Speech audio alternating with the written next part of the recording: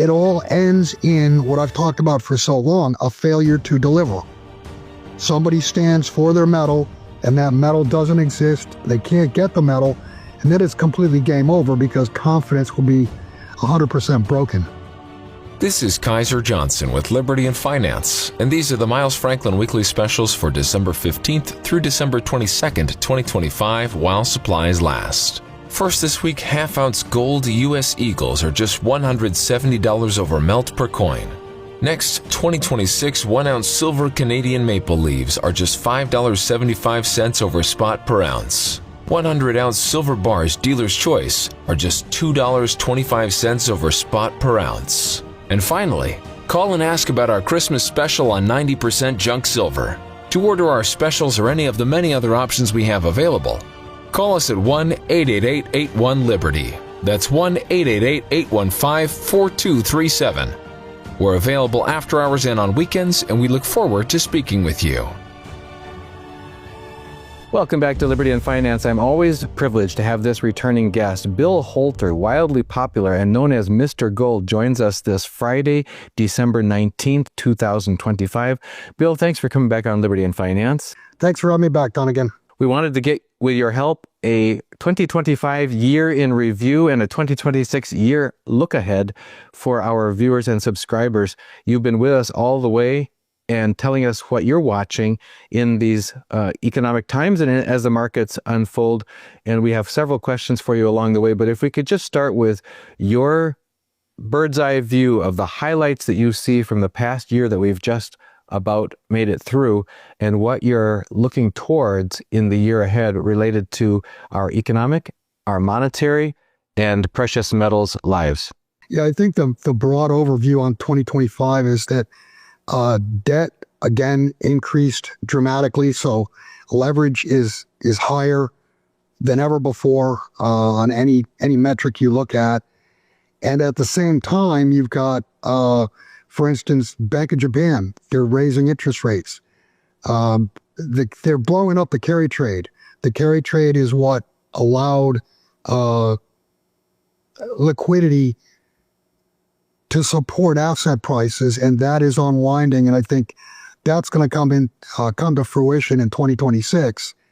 And I believe that that's what the metals, what the commodities are looking at. That's why you're seeing commodities run, and the metals have been just on fire. The two best performers for 2025, I believe, were gold, silver, and of course the miners. And I think they're sniffing that out. They're sniffing out the fact that they're going to have to print to oblivion in order to service the debt. And the debt game is over. The reset, we're probably, I'm guessing, maybe the fifth inning of a baseball game into the reset. But the last innings are going to be the wild innings. What about the change in behavior of the major exchanges, the spot price and on the COMEX and LBMA? Any revelations that happened this year? Any major changes in behavior, what you're watching there? Yeah, the biggest change in behavior is that we're basically in backwardation worldwide. And what that means is people want their metal. They want it in hand. They want it, and they want it now. They're not willing to wait 30 days, 60 days, 90 days. And that's why you're seeing markets that are paper markets are trading below markets that are physical markets, price-wise. And do you believe that switch in emphasis from paper markets to physical markets is what you've been talking about for a long time? Is this one of the steps that you've been telling people to watch for? And what do you think how will that affect the price action of gold and silver because of that change? Well, understand that the price action for 30 plus years has been managed, if you will, with paper contracts, with leveraged paper unbacked contracts. And that is ending. So from a price standpoint, I think you're going to see both gold, silver, and other commodities liberated and trade as they would in cash markets, where there's no interference by futures, options, etc., trying to in the metals market, trying to suppress And then it goes the other way around in the paper markets. When I say paper, I'm talking about stocks, bonds, things like that. Those same derivatives have been used to hold the markets up. And I think that the paper influence is waning at this point. The point in time where it's done, that's where you'll see markets crash and gold and silver basically become unobtainable. It's been forecasted by others that we have on our channel who watch for momentum structural analysis from Michael Oliver and others, that we should be shifting into a new price regime because of this transition that you talk about. For those who are waiting around for the good old days of low prices to come back before they load up and that sort of thing on physical metals, are you thinking that it's unlikely that we'll see a major opportunity like that? Even if there is a rapid price correction, will there likely be availability of physical at those lower prices for a sustained enough period of time for people to get orders in and all that? Or do you think that people, all of us, need to just get our heads around the fact that we're transitioning into a new price range and we're not likely to see the opportunities that we've had in the past return anytime soon? Yeah, even if markets crashed, and in the past when markets crash, you see both gold and silver drop in price. Even if markets crashed, I don't think you'll see silver ever under $50 again. I don't think you'll ever see gold under maybe $3,700, $3,800 again. But the risk of waiting, hoping, and hope, by the way, is for dopes. When you're talking about finances, you don't hope, you look at things mathematically. Hoping to get lower prices is a fool's game. I mean, you're going to count your wealth in ounces, not dollars. And to wait, hoping that prices go lower, and if you're wrong and prices go higher and something happens to the supply chain and you're unable to buy it, you're locked out. Once this happens, you're never going to be able to alter your position. You're either in or you're out. In the past, you have a history of a former career as a Wall Street branch manager and are extremely aware of the way that markets trade, the way that the financial bets that are made there, how they're funded with cash or with margin and so on. What's your view of the transition, the changing of the guard, perhaps you'd call it, at the metals, in the metals and commodities markets regarding, you mentioned this transition from paper markets into physically dominated markets.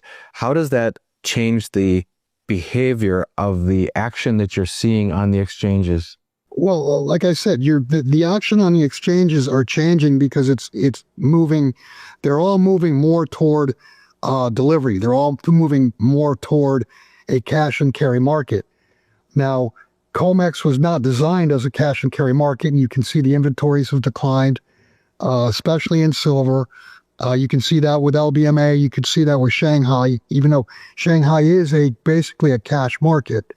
But I've been adamant all along is that the end game, gold and silver would end up being cash markets, cash and carry, and the futures would be irrelevant. I mean, it's very possible to see gold at $50,000 or $100,000 bid and nobody willing to sell. Yet COMEX has got gold contracts offered at $10 an ounce, but nobody's willing to buy them because there's no gold behind them.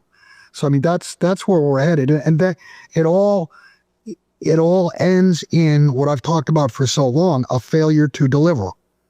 Somebody stands for their metal, and that metal doesn't exist. They can't get the metal, and then it's completely game over because confidence will be 100% broken. It's interesting because John Rubino, whom we often have on our channel, just wrote an article today about the shrinking trust horizon. He's talked about that term for some time. And what you just talked about is loss of confidence. Alistair McLeod has talked about loss of confidence in the U.S. dollar, the U.S. Treasury bond. John Rubino has talked about loss of confidence in information that people are getting from the internet. When we have these AI spoofed, well, it looks like it's Warren Buffett giving an announcement, but it's not really him. It's just an AI deep fake. Or we've had recently someone talking about action on people, their silver being at risk, get out of silver quick and get into gold because gold's not listed on the critical materials list and therefore you'll be safe and the government won't try to come and confiscate it. What's your view of this idea of loss of confidence, not only in the markets, but in the information that we're getting about the markets? Well, understand the dollar itself, the euro, the yen, the pound, they're all fiat currencies and they all are valued because of confidence. Confidence goes another step further. The reason, and going back to the reason governments don't want gold and silver to go higher is because that shows a lack of confidence in their currencies and it makes it more difficult for them to borrow. The suppression scheme on gold and silver really started in 1996 with Robert Rubin with what he called the strong dollar policy. And the strong dollar policy basically was dollar good, gold bad. And, they were able to, for years and years, they were able to put a collar on gold and silver. That collar is breaking. And as that breaks, so does trust. And you're right. There's so much, it's hard to tell what's real and what's not real. I posted the young Korean guy on my website and got about 5 or 6 emails immediately back saying this is AI. And I said, yeah, I know it's AI, but his logic is sound. Now, the only thing I've heard him or it or whatever say that was speculative and it looks like was not true was the CFTC meeting at 9 o'clock this morning telling people that you can't buy, like the Hunt brothers back in 1980. But his logic on that was, in my opinion, was 100% correct. If the COMEX comes out and tries to pull the same bullshit they did with the Hunt brothers, where you cannot buy, you can only sell, that will be the end of the COMEX contracts, because that will immediately, people will immediately buy every physical ounce of silver, every physical ounce of gold that they can find.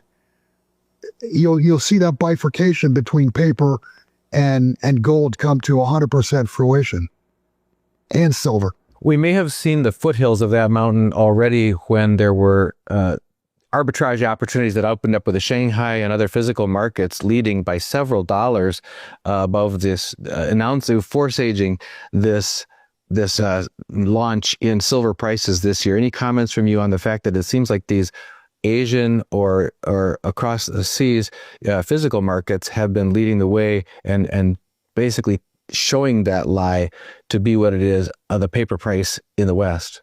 Yeah, and it shows that the U.S. is no longer the centric, most important market in the world, if you will.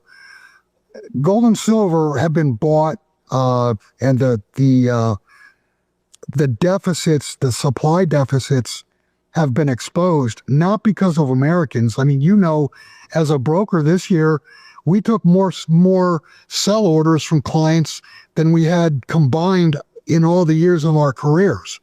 Or at least I did. I mean, I took tons and tons of sell orders this year. So North America was a seller, yet the price of gold and silver exploded higher. And the reason being, you had central banks from all over the world buying. You've got India importing massive amounts of silver. China's a huge buyer. Russia's a buyer. And mentioning Russia, this whole thing got kicked off when Biden tried to weaponize the dollar, the SWIFT clearing system, and confiscate the 300 plus billion that Russia had in reserves. And those are still confiscated. And the world looked at that and said, hey, wait a minute. If they can do that to Russia, they can do that to anybody, including me. And that's why you've seen sales of treasuries and purchases of physical metal delivered out to these entities. Wanted to get your input on, as Mr. Gold, on the extraordinary low premiums that we saw emerge this year on pre-33 semi-numismatic American gold coins, Liberties and St. Gaudens, generally over time, the premiums on any product will go in and out like the tide and rise and flux relative to spot price. But this was an astonishing dip in the premiums on pre-33 gold relative to modern bullion. At some times you could actually get the old gold cheaper per ounce than you could new gold. If you could weigh in on that first, and then we're going to hit you up on the same question about 90% silver low price. So first, if you could talk about the pre-33 gold. I was going to go to silver after that. Yeah. Go ahead. Go right ahead. You did have some very large estates liquidate this year, but you also had people just trying to live. You know, I need to sell 5 coins or 10 coins or 1,000 ounces of silver or whatever. You've had North Americans are feeling the pinch between the cost of living going up and the incomes, the wages aren't keeping up with it, and that's come to a head. So you had a lot of selling. And same thing with silver. The only way to buy silver back in the 70s and early 80s was via junk silver. I mean, there were other ways, but primarily that's what North Americans bought, was pre-1965 dimes, quarters, half dollars. And a lot of those bought in the $30, $40, $50 range. And for 20, 30, 40 years, people were thinking, if silver ever gets back to $50, I'm going to get my money back out of it. And that's what you've seen a lot of sellers of junk silver, and the dealers got overwhelmed, and their response was to lower their bids. And whenever anybody sold to them, they sent that junk off to refiners to melt it down. So if they're taking a 6% or 8% or 10% discount bid to customers, they're picking that up when they get it refined. Now, right now, yes, that's uncomfortable because you're looking at the bid now, $5, $6 under spot for junk. So that's not comfortable if you own junk silver. But I think if you wait 3 months, 6 months, a year, this glut of sales from the 1970s and 80s, once that funnels its way through the snake, guess what? There's way less junk silver available or in existence than there was before this. And you can put this down. I'm sure people come back to me if it doesn't happen. But in my opinion, when all is said and done, junk is going to be the highest priced silver in North America. It will eclipse eagles at some point because they make eagles every year, and this year they've destroyed the supply of junk silver outstanding. The other thing that we heard was that burgeoning industrial demand for 1,000-ounce silver bars at the industrial level and taking from the exchanges by large industrial demand has caused a huge demand spike on those refiners, and that they simply, in order to keep up with production rates, had to put on the slow boat of taking the extra processing steps for 90%. Can you talk to us about that, and whether that's, again, one of those opportunities then? Yeah, there's no question about it. Refiners all over the world are running 24/7 at 100% capacity. And they've been doing that, I think, for the majority of 2025. I think it started probably in March or April, where the refiners started getting overwhelmed. And the result is an unbelievable value.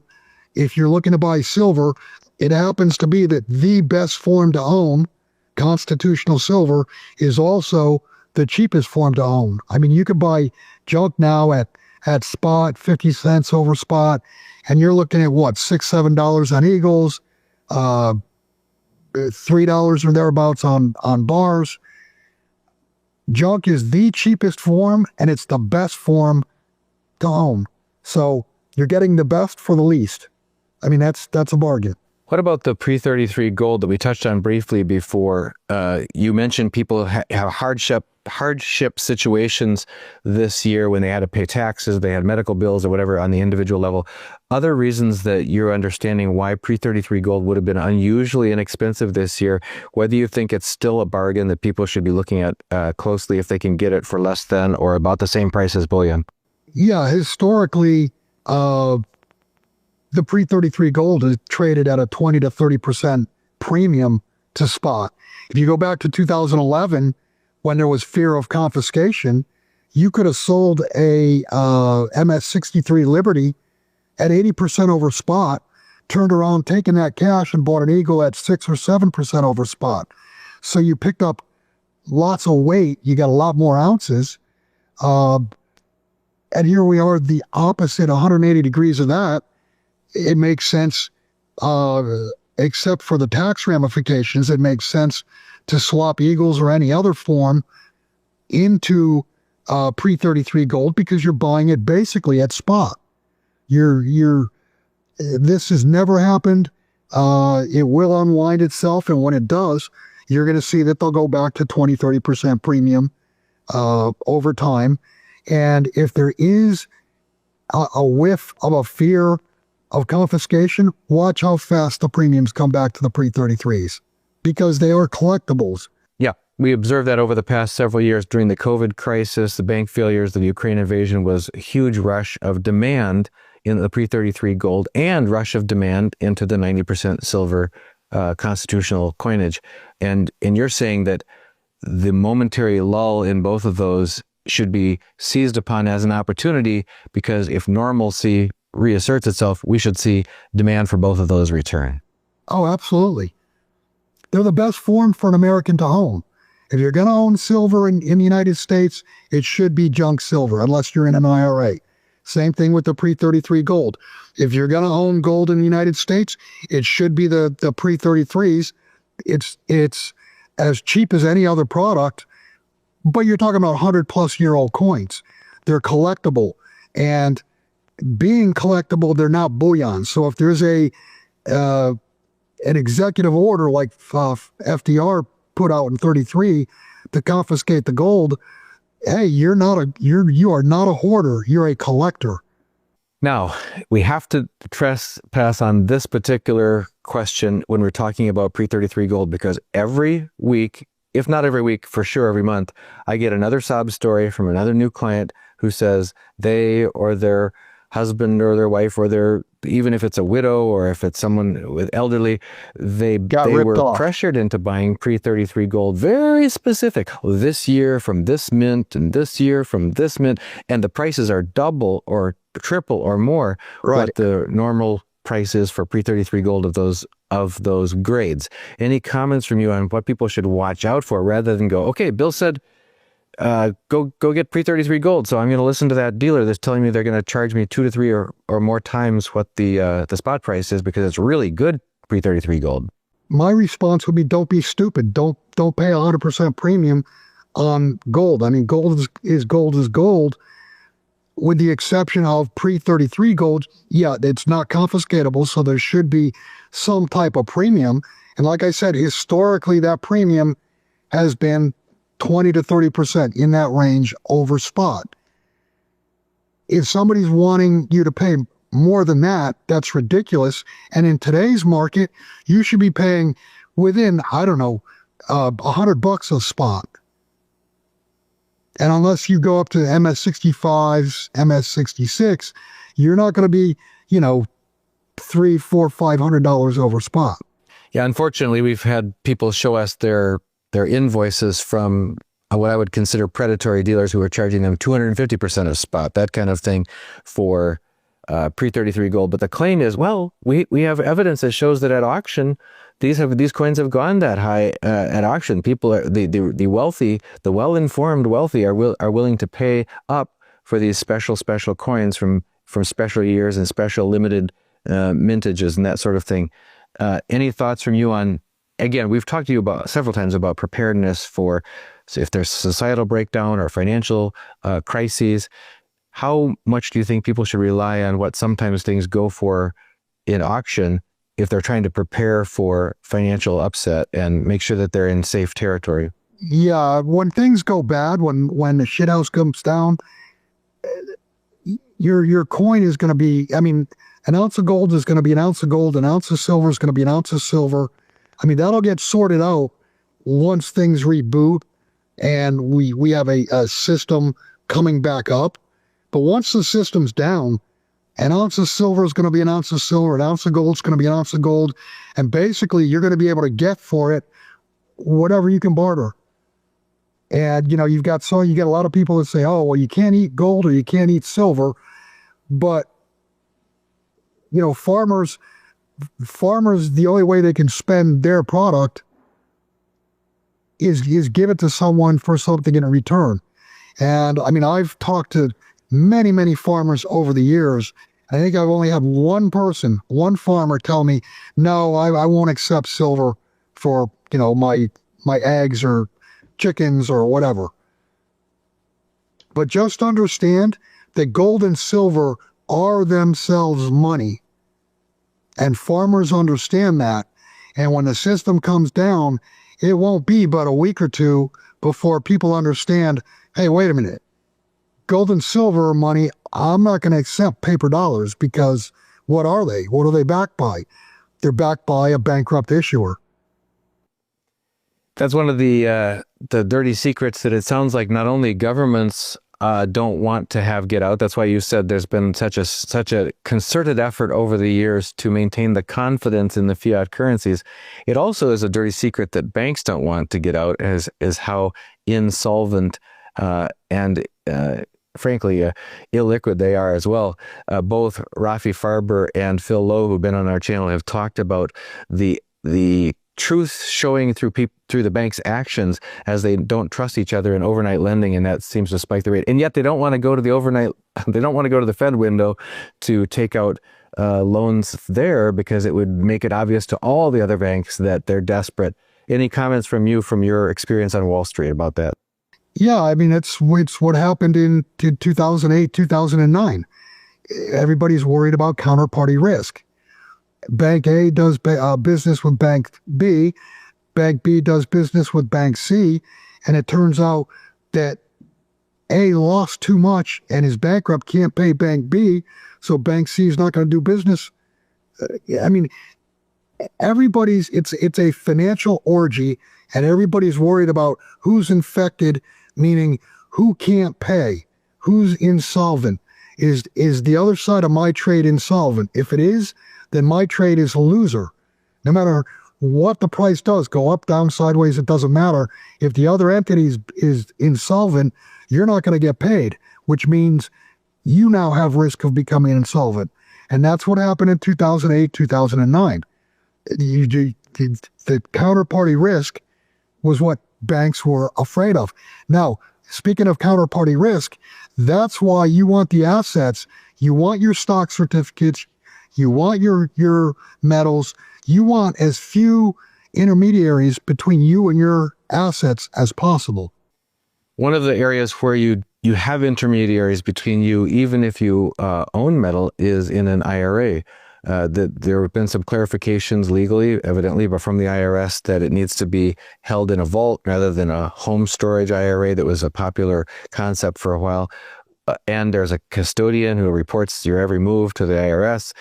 What are your thoughts when you consult with clients about the privacy aspect and the counterparty risk aspect of a physical precious metals IRA, and what other alternatives they may want to consider?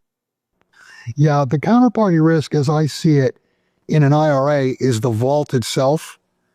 I prefer using smaller non-bank vaults as opposed to national names, because those would be easier targets for the government to say, just turn everything over.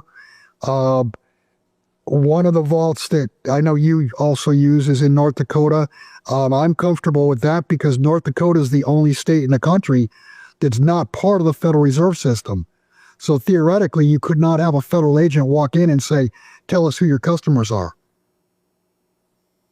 And I don't believe that the counterparty risk extends to the trustee, basically the bookkeeper.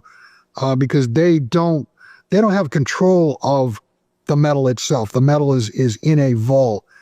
And being in a vault, understand that when the great taking happens, it's all going to be done by computer. Everything's on the books on a computer. Things are on blockchain. They're easily confiscated by pressing, a few strokes of a computer key.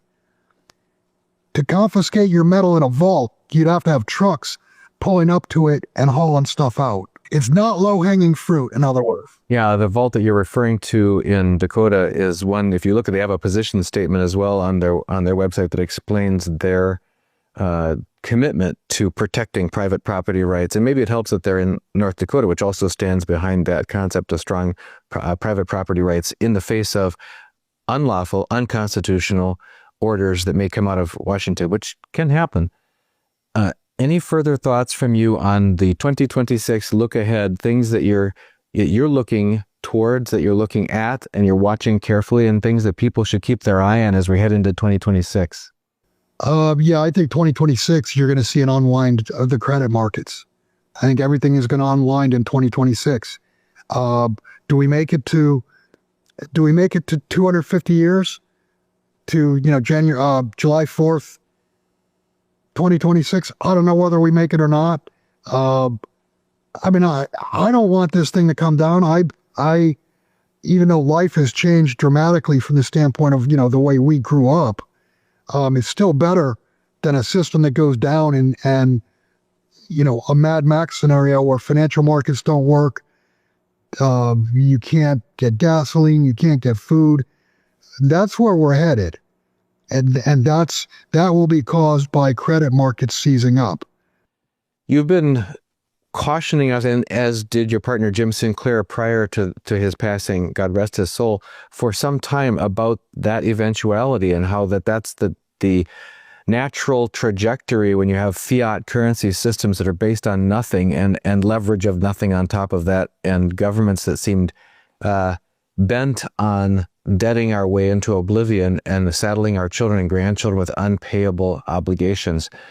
Has anything changed in the way things have transpired that has changed your view of that ultimate destination, or if it only reinforced what you foresee? Yeah, no, nothing has changed at all. I mean, go back to 2007, 8, 9. The reasons for that happening still exist, but they're bigger. I mean, nothing was fixed after 2008. Nothing. All they did was double down, and double down. So now there's way more debt. Now there's way more money supply. The balance sheet of the Fed basically blew out tenfold in 2008. Went from 800 billion to 8, 9, 10 trillion. No, I mean, it's a progression is what it is. And I guess the best way you could look at it is it's a flame out, because the debt gets so large. In order to pay that debt, in order to pay the debt service, they have to increase the money supply. And what that does, if you think of the money supply as a pie, the money supply gets bigger, but there's way more slices to that money supply. So each slice is worth less. And that's the purchasing power. That shows, the purchasing power drops. People look at the movement this year in gold and silver and say, wow, gold went up. Wow, silver went up. Well, yeah, they do move against each other, but no, an ounce of silver today is that same ounce of silver back on December 31st. An ounce of gold today, same ounce of gold it was December 31st. The only difference is how many dollars, how many euro, how many yen, how many British pounds, Canadian dollars, whatever you need to purchase that ounce of gold or ounce of silver. And because they've dropped in purchasing power, that's the reason the price of gold is higher and the price of silver is higher. Nothing happened with the ounce of gold or the ounce of silver. What happened is the purchasing power of the fiat currencies basically collapsed this year. Now, having said that, though, out of fairness, we could say that the purchasing power of the currencies is dropping about 10% per year, give or take a little bit. They have the lying cookbooks number they come out with 2, 3, 4%. That means nothing. But let's just use 10% as an easy figure. But the fact that silver jumped 100% nominally in a year and gold jumped nominally 75% means something else is also happening. Either we're catching up for lost time, okay, if it's been suppressed too long, too far, or how much is it also caused by the awakening of the masses going, oh my gosh, we've been sleepwalking, so there hasn't been the demand. Now there's demand as masses try to crowd into the only remaining safe harbor. Are there any other harbors of safety, or are gold and silver unparalleled as far as being those safe havens? And it's just that only 0.5% of the people's investments are in that. And when they realize that and start to cram 4% or 8% or whatever of all their investments into that tiny little market, that's when the real fireworks start. And it's not just reflecting the linear or exponential decay of the dollar. It's also the awakening of the people who are seeking shelter. Right. Well, first off, again, understand that gold and silver for years and years have been suppressed with paper prices, or with paper contracts being sold to dilute their value. So you're getting some catch up on that. You're getting catch up on silver because it comes out of the ground at less than 10 to 1 as far as the mining, but yet it was priced at one point at 120 to 1. Took 120 ounces of silver to buy 1 ounce of gold. We're now down to 64. I think on this move, you're probably going to see it well under 50. And you very well could see it under 20, under 30. The historical norm was 16 to 1. And it was discounted to 16 from 10 to 1 because you had to carry 10 times the amount of silver to move the same amount of money.